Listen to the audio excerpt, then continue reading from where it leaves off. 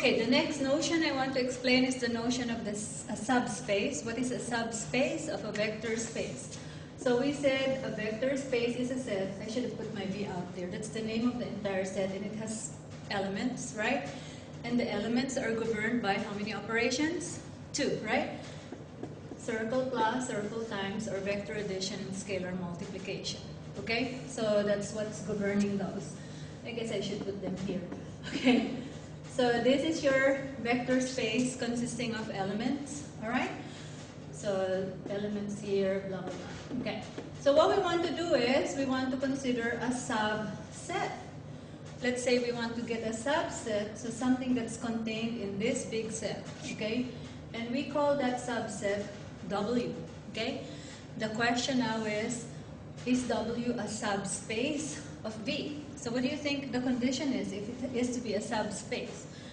Well, you're absolutely right. If we get a tiny collection here within this V, and we want it to be a subspace, then that W under plus and times should also obey the 10 commandments, okay, for a vector space, okay? So you would say, oh, so if I get a little set, I have to check what? A and B, the closure properties, as well as 1 to 8, okay? All these properties involving the operations, okay? The good news is, we saw that in class, there's a theorem that says, in order to check if W is a subspace of V, if you want, you can write it like this, just always to remind yourself, you have 2 operations that you're thinking of, okay? W is a subspace of V, or W plus times is a subset of V plus times, okay? The condition is, it says, actually it's going to hold if and only if A and B, okay? A and B meaning to say what? If and only if you have closure property for vector addition as well as the closure property for scalar multiplication. These properties are both satisfied. So that's not so bad, right? It's not like we have to check all 10, all right? So we just have to check 2. And we proved this in class, and I guess I won't do that anymore, okay? So it's enough to show this, because once you have these 2 conditions, all these others will follow very easily, okay? So that's what we'll do. All right, so let me just give you a few examples of how to check whether a given subset, so subset again is just a tiny portion, or it could be big, okay, of the big thing. Yeah, by the way, before I leave this topic, trivial subspaces of any vector space are the null space or the null set, okay? You can also write this like this. Okay, the empty set, the set with nothing, okay? And the other one is the vector space itself, V, okay? And yeah, these are what we call trivial, but for the most part, we'll be interested in something that's really, there's something there, and we'll see what happens, okay? Before I give you examples of how to check whether a given subset is a subspace of a vector space, I just want to point out, I'm going to change the notation, well, not me, the book, change the notation, okay? Circle plus or vector addition will just denote by regular addition sign, addition symbol.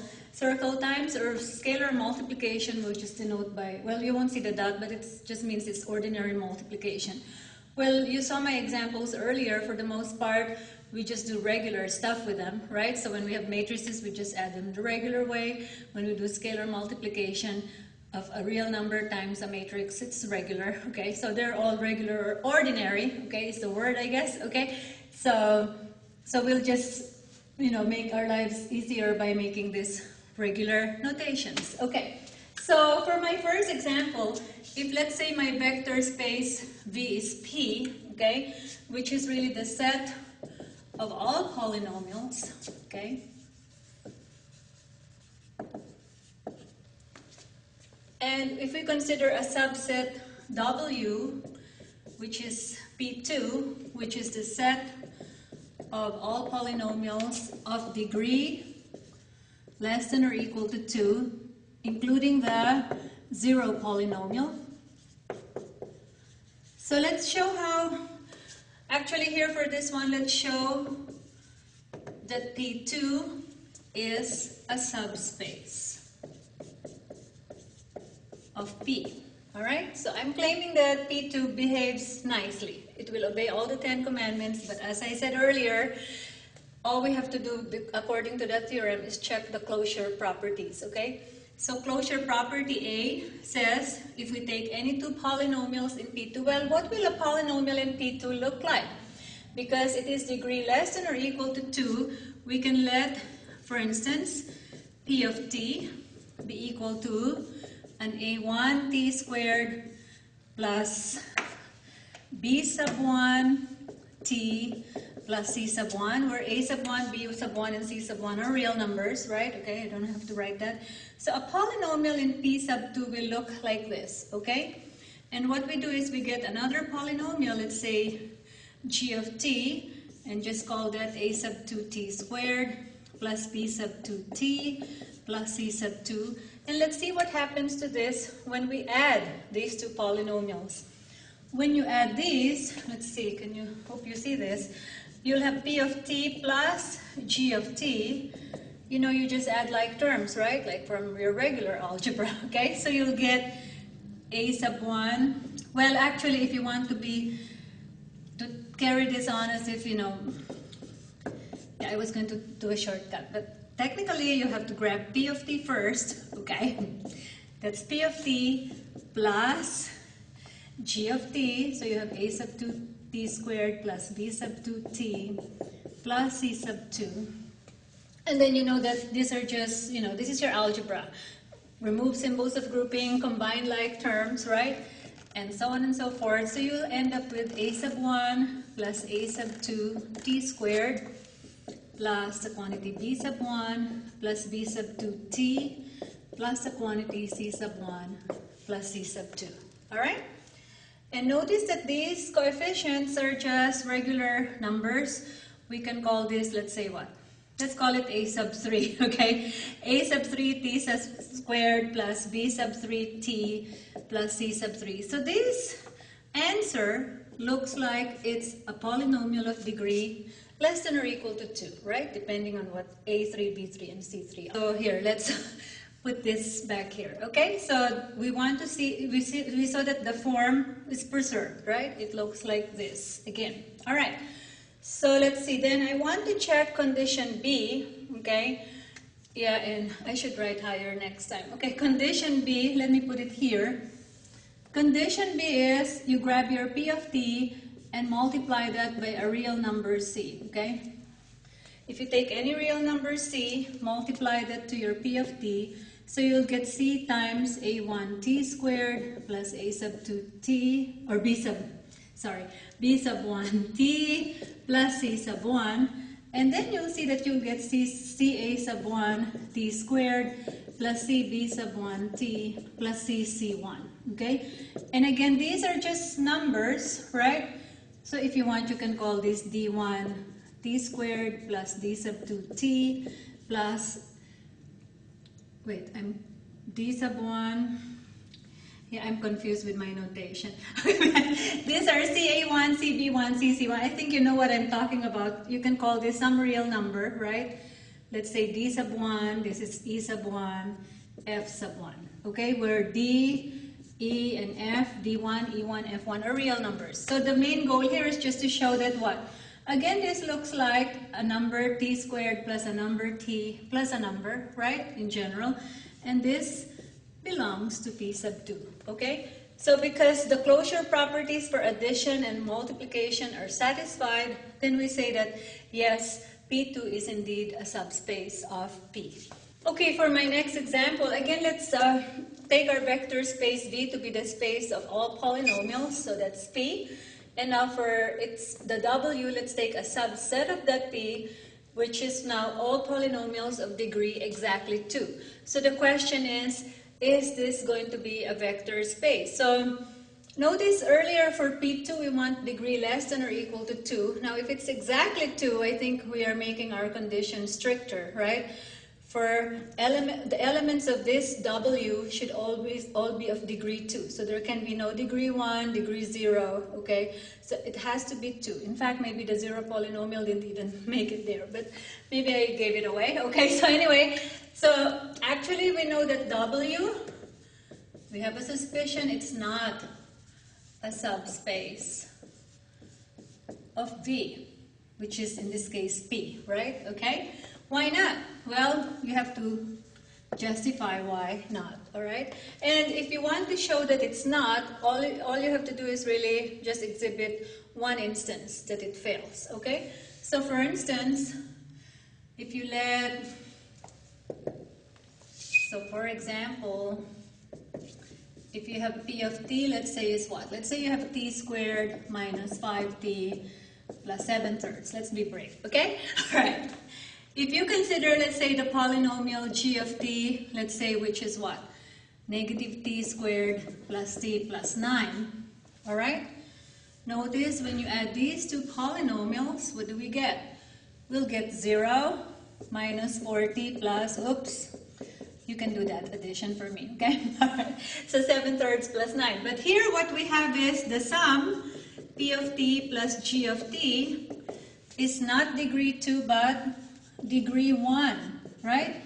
So therefore this answer that we got is not in W, okay? So the closure property for addition of polynomials is not satisfied, and so therefore you're done. You can say, well, I don't have a subspace. Okay, so far what we've shown is in order to show that a given subset of a vector space V is a subspace, we have to verify the closure properties A and B, okay? But actually we have another option. So I call this option 1. This is your usual way of doing it, okay? Show closure properties A and B separately, okay? Or option 2, actually you can compress these two properties into one, okay?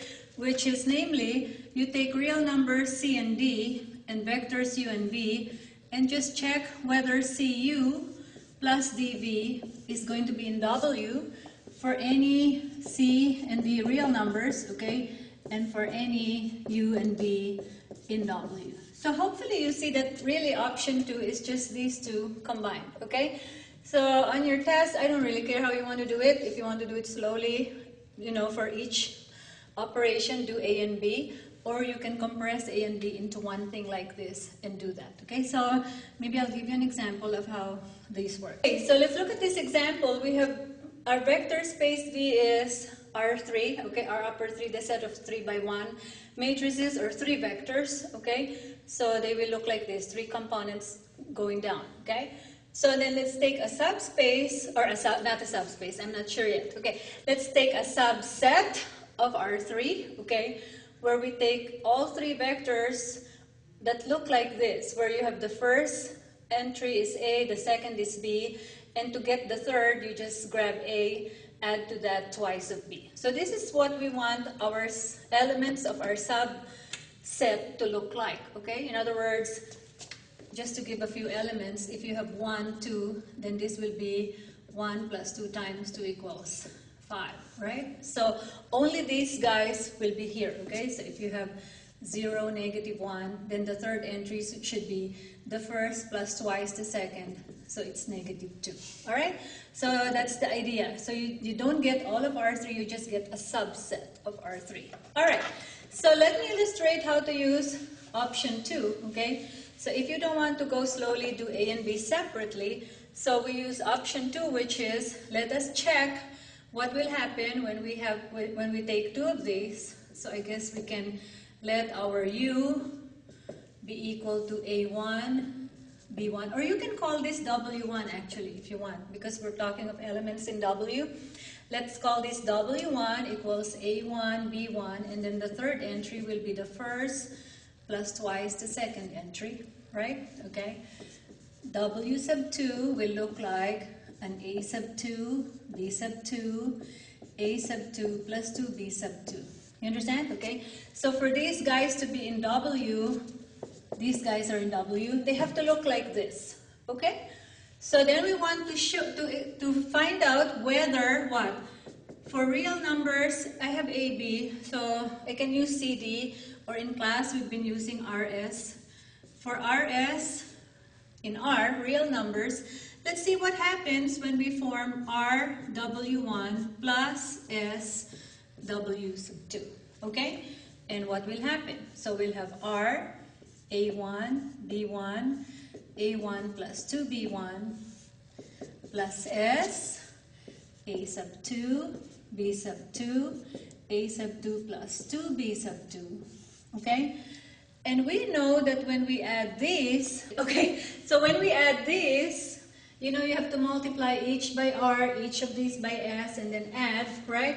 You'll get R, A1 plus S, A sub 2, R, B sub 1 plus S, B sub 2, R, A sub 1 plus 2B sub 1 plus S, A sub 2 plus 2B sub 2. Alright? And that's what you get. Alright. We are going to try and see if we can write this so that it will look like an element of W. Okay? So let's see. What can we do with that one? So we want it so that it will look like the first plus twice the second. Right? And these are just numbers, you know, like you're working now with your regular. You can just perform regular algebra.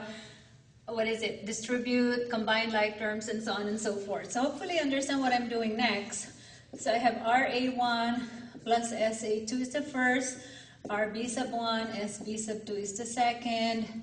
And then when I remove parentheses and put stuff together, I can write this as RA1 plus SA sub 2, right? R A sub 1 plus S, A sub 2. I can group those two together, right? And then notice I have the RB sub 1 and SB sub 2 there, and there's a 2 that I can factor out, okay? So I have 2 times R, where am I looking? B sub 1 plus S, B sub 2, okay? And you step back and check and you say, this is the first, this is the second, and this looks like the first plus twice the second, and so therefore, are you convinced that this looks like this animal or creature, okay? This creature looks like this, right? The first plus twice the second is the third entry, and so therefore, you're convinced that this is in W, and so therefore, what is your conclusion? Your conclusion is that what? Where should I write my conclusion? W is a subspace of R3. Okay? So that's how you do it if you want to do it combined. Okay? Next example I have here, supposing I have my vector space V is the vector space R sub 4. So this is going to be the set of all 1 by 4 matrices, right? They look like these. Okay? So 1 row, 4 columns. Okay? And W, let's take a subset of R4, R sub 4. So we want all 1 by 4 matrices, okay, A, B, C, D, such that we have these conditions. A is 1, B is 0, always, right? A is 1, B is 0, and always we want A plus D to be equal to -1. So in fact, these 3 pieces of information that we have will help us visualize what the elements will look like, okay? So what this is saying is really, another way of writing your set, or elements rather, is what? Since A is always 1, first entry is 1, right? B is always 0, so the second entry is always 0, okay? Now this last thing here says A plus D is equal to 1, right? So actually, if we know that A is 1 because it was given, so really you have 1 plus D is 1, correct? So solving this, you get D is 0. So it gives us information about our D. D is 0. Well, I guess C is free, right? C, we didn't impose any condition on C, so we can just leave C alone, all right? So really what we have is this subset W will consist of vectors that look like this. 1, 0, any number, and 0, okay? So then we want to find out if this is a subspace of R sub 4. What do you think? You think this kind of thing will be preserved? Meaning to say, if I get any 2 such things that look like this, if I add those 2 things under regular vector addition, you think I will get something that looks like this as well? All right? Or the second condition, if we do like multiply this by any scalar, okay, will I get something that looks something like this, where the first entry is 1, the second is 0, the third is any number, and the fourth is 0. And I guess I hear you say, no way, right? Okay, so you say, well, I don't think so. And in fact, you can be very emphatic. It's not, okay? W is not a subspace of R sub 4. Why not? So you can give me a little example. Why not? I think you can think of a ton of examples, right? Why it's not going to work out. So for instance, if I have, let's say what? If I have W1, let's say is 1, 0, what? You can even keep the C if you wish, okay? C sub 1. And W sub 2, let's say is 1, 0, C sub 2, 0, okay? Notice that when you add, for instance, W1 plus W2, let's look at the addition operation. This is going to be 2, and right there you don't even have to continue. You say, oops, 2 is not 1, right? So there you go, you know, well, no way, right? Okay, so this doesn't look like a creature in W, right? An element of W. So this is not in W, and therefore you conclude this. It's not a subspace. Is that clear? Okay, I hope you understood what we're doing. So basically we're checking closure property, okay? If you have an element or two elements that look like this, the answer when you add should look like this, all right? Same thing, answer should look like this if you multiply anything that looks like this by any scalar, okay? And I guess you can also see why this property B won't work, right? And I leave that up to you to figure out, okay?